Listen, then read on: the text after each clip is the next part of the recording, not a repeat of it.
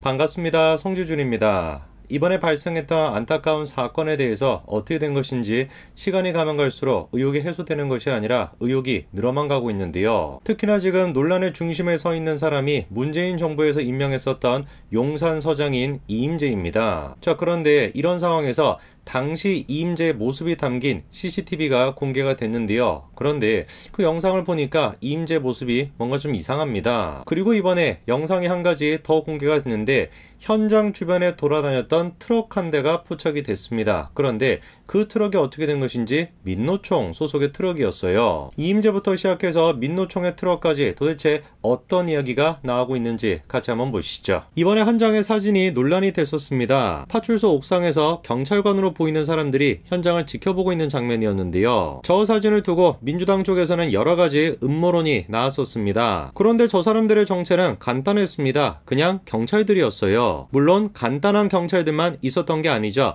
이임재 또한 마찬가지로 저 옥상에 있었습니다. 이상민 장관이 됐거나 윤석열 대통령이 됐거나 거기까지 책임을 묻는다는 것 자체가 웃긴 일인 겁니다. 사건의 시작이자 사건의 끝이 돼야 됐던 곳은 용산경찰서였고 그 용산경찰서장은 이임재였습니다. 이임재랑 류미진 두 사람이 제 역할을 못했기 때문에 그래서 사건이 커졌던 겁니다. 최소한 그러면 문재인의 남자이자 문재인 정부에서 임명했던 이임재에 대해서 민주당만큼은 입을 꾹 닫고 있어야 되겠죠. 그런데 그런 것들이 그런 것들까지는 아니지만 그래도 그런 사람들이 처음부터 끝까지 윤석열 잘못이다 이랬으니까 이게 얼마나 웃긴 일입니까? 이제 제가 사건 전후로 지금까지 드러난 이임재 행적에 대해서 정리를 해드릴 건데요. 근데 그 내용을 쭉 듣다 보면은 한 가지 질문이 떠오르실 겁니다. 아니 이임재 도대체 뭐 하는 사람이냐? 사건 자체에 대해서 뭔가 조치를 취하기보다는 오히려 그냥 방치를 했던 거 아니냐? 이런 생각이 드실 겁니다. 이번 사건에 대한 조사를 시작하자마자 최대 미스테리로 떠올랐던 게 이임재인데요. 우선 첫 번째, 이게 좀 이해가 안 됩니다.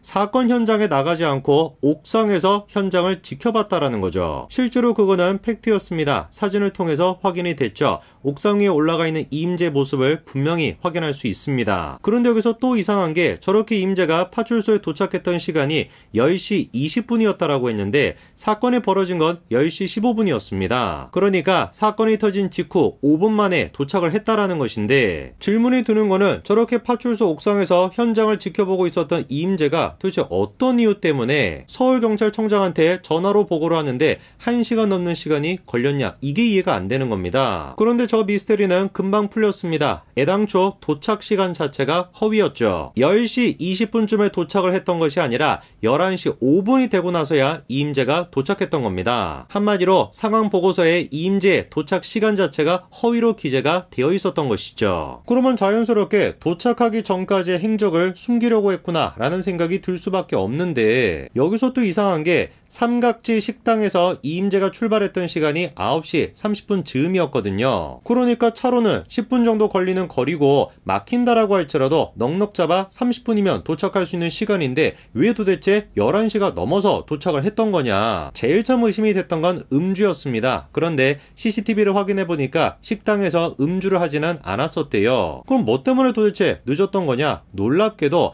차량으로 이동하는 걸 고집하다가 차에서 50분 가까이 시간을 허비했다는 거죠. 아예 그냥 처음에 생각했던 것처럼 음주를 했던 거면 또 모르겠습니다. 그런데 제정신인 상태였는데 사건에 대한 보고를 받았음에도 불구하고 차량으로 이동하는 걸 고집하느라 차에서 50분을 허비했다? 도저히 납득하기 어렵죠. 당시 걸어가고 있는 이임재의 모습이 CCTV에 포착이 됐습니다. 저 지금 CCTV가 찍힌 시간이 밤 10시 59분쯤입니다. 그러니까 사건이 발생한 지 무려 44분 가까이나 시간이 지난 상태인데요. 그런데 어떻게 된 것인지 이임재는 뒷짐을 진 채 느릿느릿 여유롭게 걸어가는 모습이 보입니다. 마치 그런 사건이 벌어질 거를 예상이라도 했던 사람인 것처럼, 그리고 아예 그냥 그런 사건에 대해서 신경을 쓰지 않겠다라고 하는 사람처럼 뒷짐까지 진 채 여유로운 모습을 이임재가 보여줬습니다. 그리고 그렇게 여유롭게 이임재가 도착하고 난 뒤에도 현장에 직접 나가지 않았죠. 옥상에 올라가가지고 이임재가 사건에 대한 지휘를 했다라는 것인데 이상한 게 또 있습니다. 정작 사건 지휘를 했다라고 하는 옥상이 어떻게 된 게 현장이 잘 보이지가 않아요. 실제로 지도를 통해서 확인해 보니까 저 왼쪽에 있는 경찰서 저 옥상에 이임재가 올라가 있었다라는 겁니다. 그런데 여러분들이 한번 보십시오. 어떻습니까?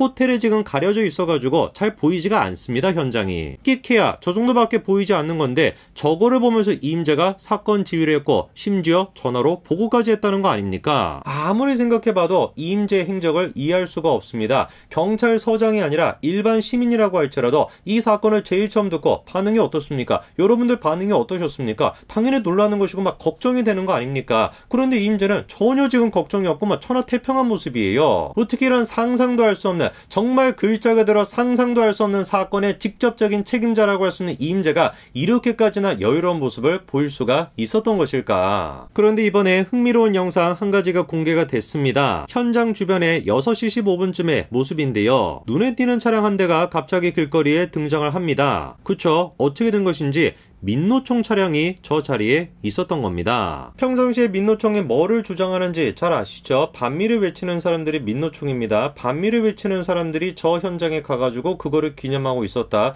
이거는 좀 말이 안 될 것 같습니다. 그러면은 뭔가 민노총이 집회가 있거나 그래가지고 저런 트럭이 왔다 갔다 했던 것일까? 찾아보니까 실제로 29일에 민노총의 집회가 있었습니다. 그런데 보니까 집회가 밤이 아니라 낮에 열렸던 것이고 서울 중구 세종대로에서 열렸더라고요. 그럼 암만 생각해보더라도 저 자리에 민노총의 트럭이 돌아다닐 이유가 딱히 없어 보이는데 하필이면 공교롭게도 이번에 다음 같은 얘기가 나왔습니다. 이번에 희생된 사람 중에 누구도 들어가 있다라는 거죠. 민노총 조합원 또한 마찬가지로 포함이 되어 있었다는 것이죠. 솔직히 저는 개인적으로 지금 뭐 일각에서 나오는 얘기처럼 민노총이 됐거나 민주당 지지자들이 됐거나 뭐 개딸들이 됐거나 이 사람들이 이번 사건에 뭔가 연관이 되어 있는 거 아니냐 이런 생각을 하기조차도 싫습니다. 그런 진짜 상상조차도 하기가 싫어요. 근데 지금 영상을 보시는 분들이 됐거나 실제로 많은 사람들이 그렇게 의심하고 있지 않습니까? 제가 질문을 해봤습니다. 왜 도대체 사람들이 이번 사건에 대해 가지고 그렇게까지도 생각을 하는 것일까? 뭐 때문에 그런 식의 연결고리까지도 만들어내는 것일까? 제가 보기에 그 책임은 민주당한테 있는 것이고 민노총에게 있습니다. 마치 기다렸던 것처럼 이런 식의 집회가 열리기 시작했고 그리고 순식간에 집회가 변질됐죠. 추모를 하겠다라고 모여있는 사람들이 어떻게 된 것인지 윤석열을 퇴진해야 된다 이런 얘기를 하는 거예요. 대놓고 지금 얘기하고 있지 않습니까? 윤석열을 퇴진시키는 것이 추모하는 방식이다 이러고 있습니다. 오죽했으면 사람들이 그렇게 생각할까?